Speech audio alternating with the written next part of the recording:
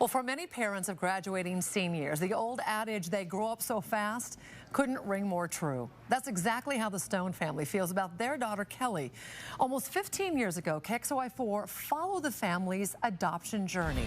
And KXLY4's Katie Curry working for you now with the story of a little girl who went from a Chinese orphanage to high school valedictorian. Katie? Nadine, to be honest, when I first met 17-year-old Kelly Stone, I was intimidated, but I quickly found out there is a lot to learn from her. She is extremely smart, ambitious, and thankful for what she calls her second chance at life. Graduating high school brings a mix of emotions, hope and excitement for the future, accompanied by a lot of teary-eyed goodbyes as unavoidable change nears. I'll miss the connections that I've made here and my teachers. And not just for students. It happened very fast. It seems that we just had her yesterday. Life goes by just in a whiz. Only a few days separate 17-year-old Kelly Stone from receiving her diploma as valedictorian of Lewis and Clark. Now a young woman with a little more confidence than the 3-year-old we watched walk off the plane from China almost 15 years ago. Being adopted, I was kind of getting a second chance at life because many of my fellow roommates when I was back in China, there were about 800 of us in one building. And so many of them are going to have to either go to factories or some other sort of labor. They won't really get any chance at education. It's a combination of love for learning and that thought of what could have been that motivates Kelly. When we would study, I remember we would have little cards on the table for spelling, you know, can, am, tan, all that sort of thing.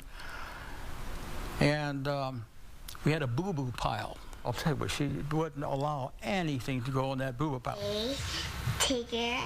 She's just a great kid. One of the things about her is that, number one, I think that she has a real care for other people. And the other thing about her is that she just has this drive and this drive for excellence. And I know her and I have talked a lot of times when she talks about, if I get a 99%, that's not good enough. As Kelly looks ahead to the goals she wants to accomplish next, she can't help taking a second to look back on the two people she says saved her.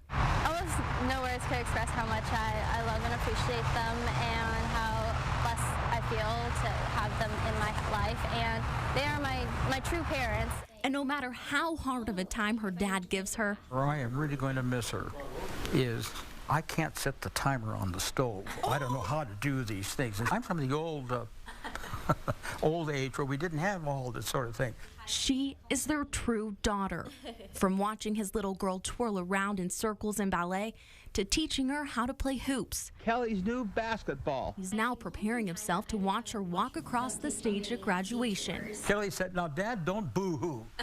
You know, she's been warning me, don't boo-hoo. I just might. Change is never easy, but it's gotten Kelly to where she is now, and it will get her to where she wants to go. To make a long story short, it's the best thing I ever did in my life. I've never had so much fun in all my life. She's a joy. Kelly will attend Gonzaga in the fall with hopes of one day becoming a doctor. After years of volunteering at a retirement home, she hopes to specialize in geriatrics. She says she wants to do what she can to make people's last years on Earth as happy as possible. Reporting in studio tonight, Katie Curry, KXLY4 News. All right, thank you, Katie. What a great story and a great, great girl. We'll be